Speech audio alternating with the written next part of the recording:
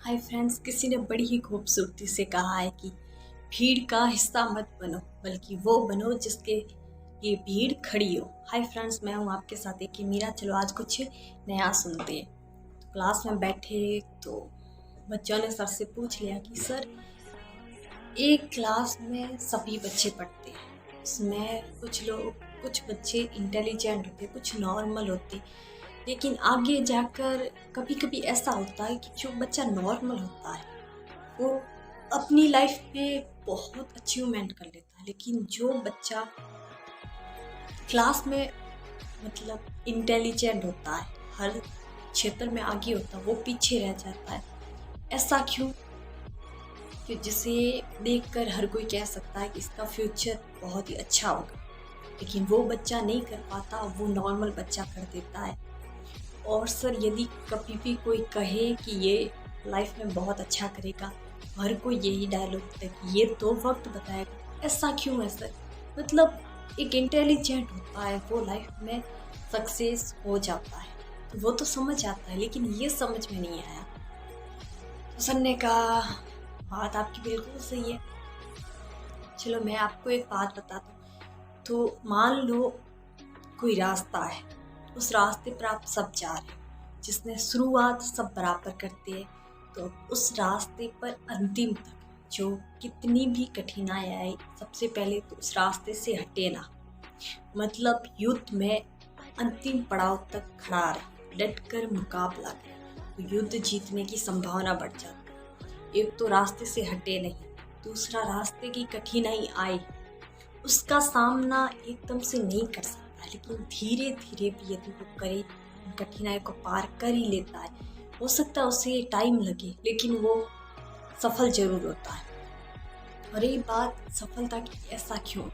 तो दोनों फर्क, एक नॉर्मल होता है क्लास में, कोई ऐसे मान लो उसे कुछ नहीं आता, नहीं बोलते हो, हमें लगता है कि ये लाइफ में कुछ नहीं कर पाएंगे, लेकिन हो सकता है कि उनके दिमाग में कोई बड़ा लक्ष्य, बड़ा सपना, उसके लिए वो शांति से मेहनत करते हैं, रणनीति बनाकर चलते हैं कि उन्हें लाइफ में क्या चाहिए।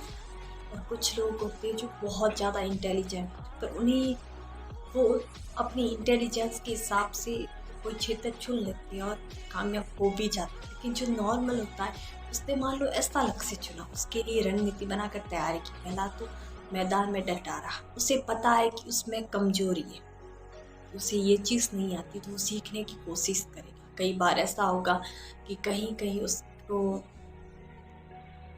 मतलब बहुत सारी कठिनाइयों का सामना करना पड़ेगा, बहुत ज़्यादा हीन भावना भी महसूस हो सकती है, लेकिन इन सब में भी जो टिका रहे और अंतिम पड़ाव तक, लंबी रेस का जो घोड़ा होता है, वही युद्ध जीतता है। इसमें आपको अपना अपना मान कोई मंत्र होता है, हर किसी की अपनी हैबिट होती है कि कोई सुबह पढ़ता है, कोई शाम को पढ़ता है, कोई बीच रात को पढ़ता है, कोई दिन में ही पढ़ता है, और कोई 1 घंटा पढ़ता, कोई 2 घंटा पढ़ता है, और कोई बहुत ज़्यादा टाइम तक पढ़ता है। अपनी अपने हिसाब से सभी लोग अपने तरीके से पढ़ते हैं। तो एक शब्द है प्रैक्टिस।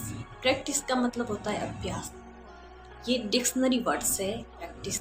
लेकिन कोई शब्द ऐसा हो, जैसे हमारा नाम है, तो हमारा नाम है, कोई कोई नाम है जिसका कोई अर्थ नहीं, लेकिन वो नाम जैसा हम बोलते बिल्कुल इंग्लिश में वैसा ही लिखा जाता है, चाहे वो डिक्शनरी वर्ड हो या ना हो। तो जरूरी नहीं हर शब्द वोकेबलरी हो, मतलब हर शब्द डिक्शनरी से आया हो। ये एक शब्द कोई भी आप मंत्र बना सकते हो जिसका कोई अर्थ नहीं हो, लेकिन आपके हिसाब से अर्थ है। ऐसा ही एक वर्ड है प्रैक्टिस। एक प्रैक्टिस का मतलब होता है अभ्यास। ये प्रैक्टिस है PRECTICE। इसका मतलब, पी का मतलब है प्रैक्टिस, में पी का मतलब है प्रैक्टिस, यानी अभ्यास। लाइफ में सफलता के लिए सबसे ज़्यादा जरूरी है अभ्यास। आप जितना अभ्यास करोगे ना, उतने ही उस चीज में आप पारंगत होते जाओगे। दूसरा है आर। आर का मतलब रीड और रीडिंग, पढ़ना। किसी भी चीज को पूरे मन से पढ़ना, कोई भी नई चीज, उसे आप पढ़कर नया ज्ञान प्राप्त कर सकते हो। तो अभ्यास, पढ़कर अभ्यास करना, ये बहुत ज्यादा जरूरी है। उसके बाद आता है ई। ई का मतलब एजुकेशन। एजुकेशन का मतलब है हमारी सोच है ना। यदि हम किसी भी बड़ी फील्ड में बहुत बड़े ऑफिसर हैं और हमारी सोच बहुत संकीर्ण है, हमारा बड़ा होना कोई बड़ी बात नहीं है। सबसे बड़ी बात है कि सोच बड़ी रहे। शिक्षा यानी सर्वांगीण विकास। सोच बड़ी हो, एजुकेशन हर क्षेत्र में थोड़ा बहुत ज्ञान हो। PREC। सी का मतलब है सर्कल। सर्कल यानी चक्र या ग्रुप समझ लो।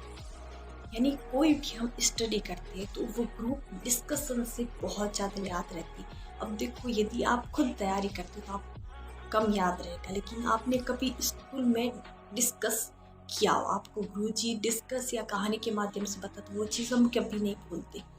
सर्कल। तो सी, उसके बाद आता है टी। टी सबसे मोस्ट होता है, वो है टाइम। टाइम का सदुपयोग बहुत ज़्यादा जरूरी है, टाइम पर कोई काम करना। टी। फिर आता है आई। आई का मतलब इंटेलिजेंस। हमारा माइंड है ना, इसका एक सिंपल सा रूल है कि इसको जितना ज़्यादा यूज़ करोगे ये उतना ही ज़्यादा चलता है। तो सबसे ज़्यादा इंटेलिजेंस को बढ़ाना, अपने माइंड को। और इसके बाद आता है सी। सी का मतलब होता है करेक्ट। और ई का मतलब एग्ज़ाम। अब यदि आप मान लो आज कोई एग्ज़ाम दे, 2 घंटे का टाइम, आपको सारे क्वेश्चन आ रहे हैं, लेकिन आप है ना उसमें से आधे क्वेश्चन कर पाए, टाइम निकल गया। टाइम निकल गया, करेक्ट टाइम पे आपने एग्ज़ाम दे रहे थे, करेक्ट टाइम पर वो क्वेश्चन नहीं किया, तो आपका बहुत बड़ा लॉस हो गया। ज़िंदगी में ये चीज़ आपको फिर कभी नहीं मिलेगी। हो सकता है आप अगली बार एग्ज़ाम, लेकिन आज जो मौका था वो मौका फिर कभी भी नहीं आएगा। तो ये एक शब्द है प्रैक्टिस। हर अपने हिसाब से कोई भी मंत्र हो सकता है। आप कोई भी, जरूरी नहीं कि वोकेबलिटी वर्ड्स ही हो जिसका कोई अर्थ हो। हर शब्द अपने आप में कोई ना कोई अर्थ रखता है, बिना अर्थ के तो कोई शब्द ही नहीं होता। तो गुरुजी ने कहा कि आप पढ़ो। और रही बात नॉर्मल और इंटेलिजेंट, ये वक्त ही बताता है कि कौन लंबी रेस का जो घोड़ा होता है वही युद्ध जीतता है। जो अंतिम क्षण तक मैदान में टिका रहे, उसकी युद्ध में यदि हार निश्चित हो ना, तब युद्ध लड़े, वो होता है विनर। जीत निश्चित होने पर तो कायर भी युद्ध लड़ते हैं। योद्धा हार निश्चित हो फिर भी युद्ध लड़े। जो तकदीर को बदलने की क्षमता रखे, वो होता है। और स्टूडेंट जैसे फेल होने के डर को साथ लेकर जो पास हो, वो होता है स्टूडेंट। तो मैं फिर यही कहना चाहूँगी कि प्रैक्टिस शब्द, इसको सोचना जरूर। ये डिक्शनरी वर्ड नहीं है, लेकिन अपने आप में बहुत बड़ा अर्थ देता है। तो मैं फिर वही कहूँगी कि महान लोग अच्छा ही काम नहीं करते, बल्कि वो जो भी करते उससे अच्छा बना लेते हैं। ये सच है कि दुनिया को एक इंसान नहीं बदल सकता, लेकिन ये उतना ही सच है कि इस दुनिया को बदलने की शुरुआत करने वाला हमेशा एक इंसान ही होता है। इस कहानी को सोचना, शेयर करना और ज़्यादा से ज़्यादा अमल करना। Thank you so much. Thank you very much.